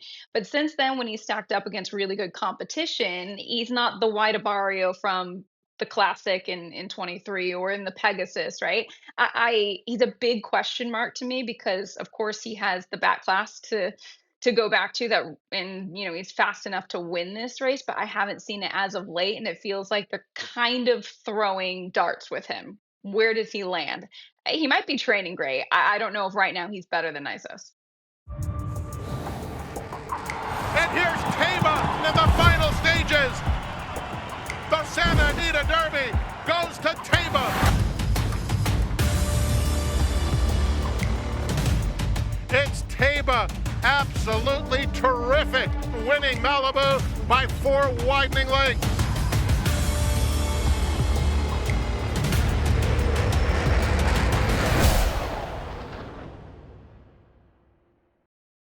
All right, let's talk a little Baffert here. Let's talk about some of these 3-year-olds. Two horses that I think, at some point, people probably expected a lot of. The Mhm. 2-year-old champion and Citizen Bull in goal oriented. What are your feelings about those two? And then we'll get to the buried lead of the defending champion in Full Serrano.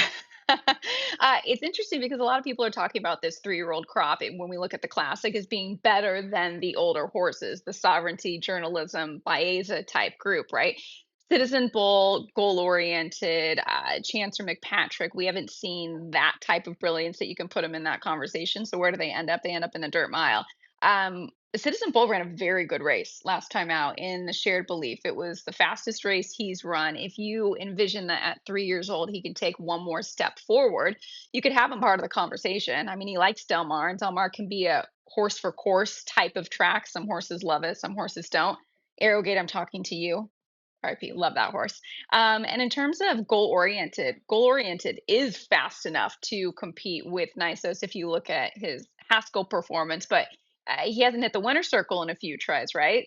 This horse will likely be forwardly placed. I'm not sure if pace scenario wise, if we get all of these horses in it, it's going to behoove him necessarily. That's one thing I love about Nisos is you could probably place him anywhere in the race and he'll be comfortable. I think that's what I was so taken by in some of his previous efforts is that he doesn't seem like a need the lead or super, quick off the blocks like most Bob Baffert horses are. You can put him anywhere. So that being said, of the horses that you had mentioned, I think Citizen Bull, if he takes one more step forward, considering his affinity for Delmar, that would be the one of the two I'd look at. Well, in the last few years, it feels like we've had a lot of repeat winners. Goodnight Olive comes to mind as a champion who comes back and wins. What do you think about Full Serrano? Do you feel like Full Serrano can duplicate the performance from last year? He had the second in the Goodwood last time. I guess I suppose I was hoping for a little bit more out of him. What are your Full Serrano thoughts? I feel like he's coming into this race almost exactly the same as he did when he won the Breeders' Cup Dirt Mile last time. Obviously, that was a surprise, and the quality of field in the Dirt Mile last year isn't the same as the Dirt Mile we see this year. But you have to like how he's coming in just because of what we saw last time out. His best race was third off of the layoff. So are we going to see his best race third off of the layoff again? Um, for me, it's just a tougher field. You can't really say it's apples to apples here. Well, look, I know you're a Dodgers fan, so I know your allegiance is on the West Coast. Does a California-based horse win the dirt mile? Yes. That was easy. I appreciate it. Everyone always says anytime I pick a horse that's based out west that it's West Coast bias, but genuinely, I just think that Nisos is the best horse in this field. I don't know if I'd say that if you put him in the classic because Sovereignty C, not West Coast biased. I think Sovereignty is just too good. But for me, yeah, I think that it will be a West Coast horse. Hello and welcome to the Breeders' Cup Filly and Mare Turf Monster Podcast, presented by Spendthrift Farm, home of six-time reigning champion sire Into Mischief. Peter Thomas Fornatal and Michael Adolphson here with you. Michael, one of the more popular guests, I'm going to go ahead and say, especially around Breeders' Cup time on these shows, and we're going to have a lot of them. He's going to be part of our Final Answer show. That's going to be going live Wednesday of Breeders' Cup week. We'll get the time for you on that one. I promised him before I confirmed his availability, but hey, that's the kind of thing that happens around here at Breeders' Cup time. Always a pleasure, Michael. How are things? Doing well. I just got to LA a couple days ago just to sort of adapt from the 12 or 11-hour difference from Dubai, and just got back from a run, as you can see. So I apologize. If you're into that sort of thing, you're welcome. Yeah, I'm just looking forward to diving into this because this is one of my favorite races every year. So it's going to be phenomenal. First biggest question. Mini Hawk listed in the entries here. Everything I'm reading and hearing seems to indicate that it will be the turf, not the Filly and Mare turf, where she ends up. Is that matching what you're hearing from Mini Hawk? Yeah, I mean, I don't see any. They gain nothing by her winning the Filly and Mare turf. The only time they would have ever done something like that in the past with someone of her caliber was with Love. And I think we saw from Love's performance that maybe they went in that race because she was on the decline. Right. And I don't see this filly on the decline whatsoever. I think she is squarely the horse to beat against the boys in the turf. So I just don't want.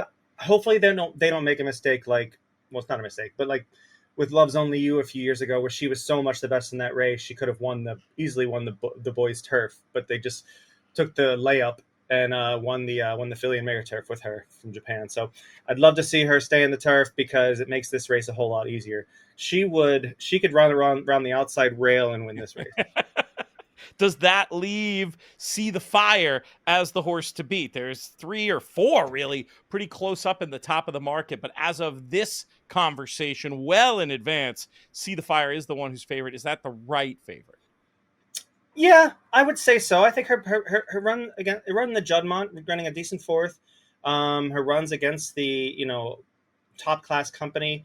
I'd like to see her get other than the Middleton, I'd like to see her get one in at the top level before being proclaimed the favorite in the race. But I think she's kind of lukewarm for a reason, and completely beatable.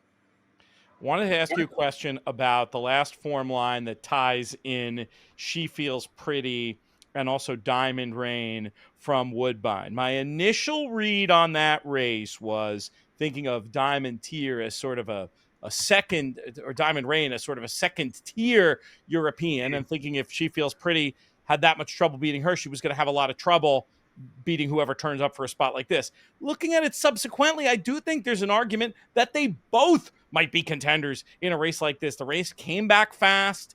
What do you think? How do you pick between Diamond Rain and She Feels Pretty, and can either of them win this race? Well, I'm a huge fan of the DeVoe operation and She Feels Pretty as a whole. I think a mile 3 is going to be, even a quick mile 3 is really asking her. I think she was out to her teeth to get the mile and a quarter last time. So out of the two, I take Diamond Rain in a heartbeat. Not only because, for example, Charlie ran a second stringer here last year that ran a bang up race to finish fourth. And what was her name? The Chestnut filly that won the Jockey Club Oaks. And I think that, that she fits that kind of bill. She's progressive. She's moving forward. It's kind of one of those things where and she'll get the distance. I mean, she'll get the distance just fine. I don't see any issue with that. I know she's a Chamerdal. They're mostly not beyond a mile and a quarter, but the way she runs should be fine.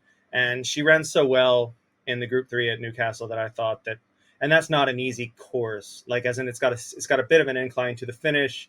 It's a deeper synthetic, in my opinion.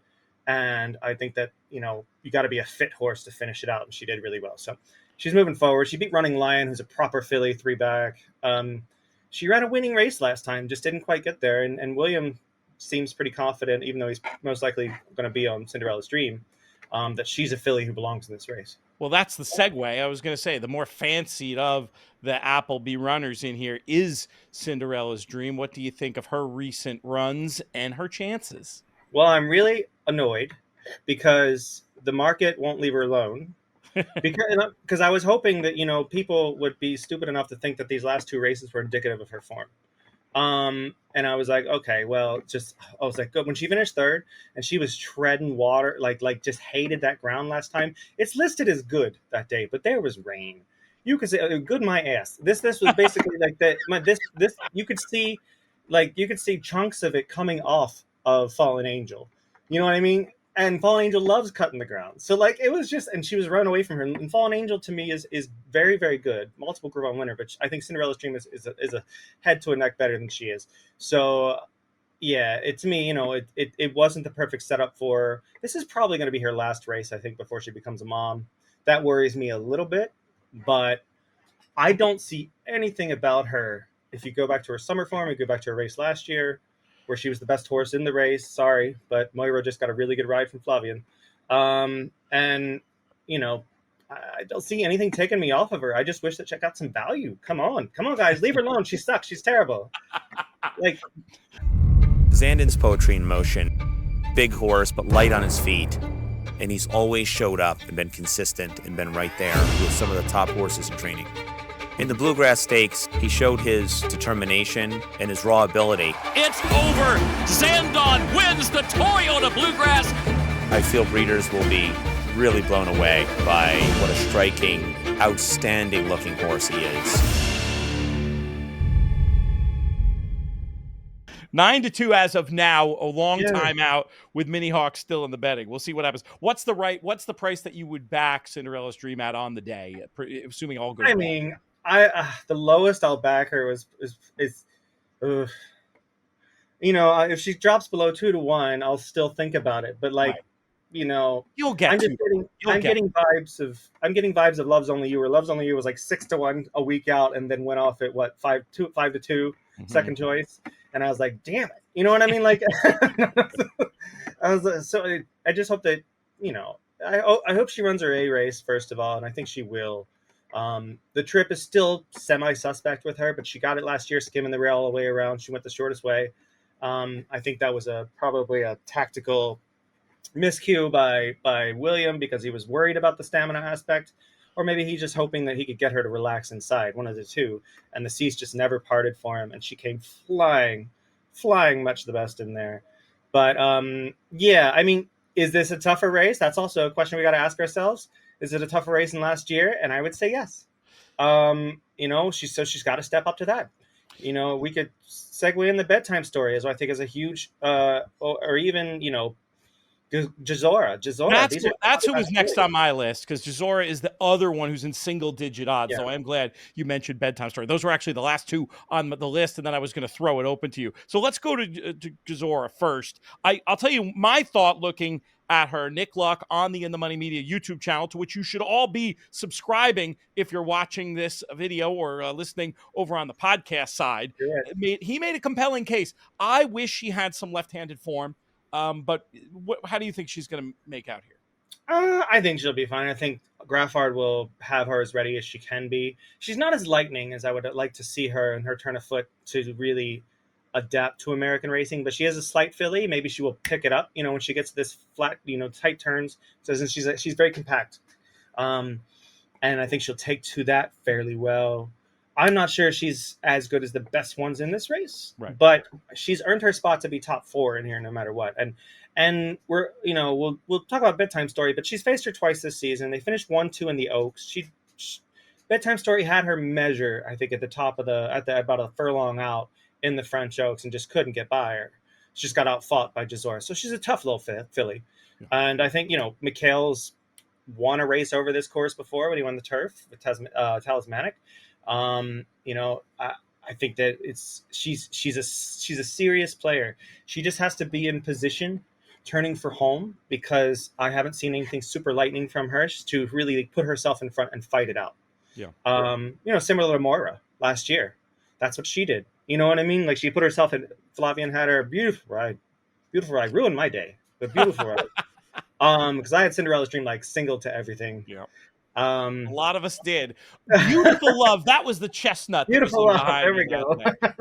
We got to talk Bedtime Story next. So what it looks like to me, this one, I mean, I was there for the Chesham last year and thought this was your Oaks winner and was just incredibly impressed. It hasn't all gone to plan, since Yeah. then. But talking to you and other sharp people like Stephen Bonnick, who's going to be helping us out with some coverage over on the In the Money Plus side of things. We're going to go super deep into all of these European contenders. We're going to have trip notes and we're going to have figure equivalencies. He's helping with that. His comment to me was, she's got an excuse for every run this year. Do you agree with that? And is Bedtime Story a player in the affiliate Mare Turf? Well, she doesn't take it easy on herself, to be honest. Like she's been thrown in with the dogs every single race. 7 races, 7 Group 1 races. Like they haven't been shy with her. Like if you want form, this is your horse. Do you know what I mean? Like this is, I mean that's literally how you go. You can't even try. Cinderella, she has better form than Cinderella's Dream coming into this race. She just hasn't put her nose in front. And I would say one thing I do think is her greatest advantage here is they've been running her at distances that don't quite hit her on the nose. And I think a mile 3 on a quick ground is going to be exactly what she wants. But does she want to win? I haven't seen her want away or pull away since Royal Ascot last year, where she won by a country mile. So I mean, and she was very impressive in the debutante, but not that much. And then they've always known she's had class. I just think being a Franco, yes, there's stamina there, but she's out of Mecca's Angel, who's a 5'6" furlong filly, like top class. She's going to need that fast ground. She's going to be able to come home flying. If she's out of the top 3, I give up. Like, wow, that's high praise for one that's 14-1 in the betting right now. I love that. I think that's stupid, and it's going to come down, to be honest. Like, I don't see Aidan O'Brien going off anything higher than 7-1 in this race. Right. Do you know what I just don't see? I think the bettors are just going to hit it. But if you can if you're getting in early in these European markets, there's no reason to shy away from her. The only thing you have to worry about is, does she want to win? Right. Is she going to be positioned well enough to win? And I think Christoph, after 2 races, is going to have her down pat. Like, he's going to figure out what to do with her. She ran on very well last time. She was unlucky not to get the Kisasana to get into 3rd.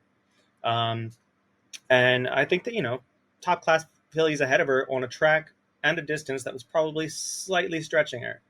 So, yeah, I think they put her in position here. They run her anywhere from a mile to a mile and 3/4 this season. I just feel like, in Group 1 company, I just feel like this is her her bread and butter right here. If she doesn't deliver top 2, top 3, then she's a Group 2 filly. She's a Group 2 filly, period. Right. Great stuff, Michael. We're going to have you back for the final answer show, get more thoughts on this race and all the others, unless there's something you're just dying to say before we close the lid on this Monster Pod vid.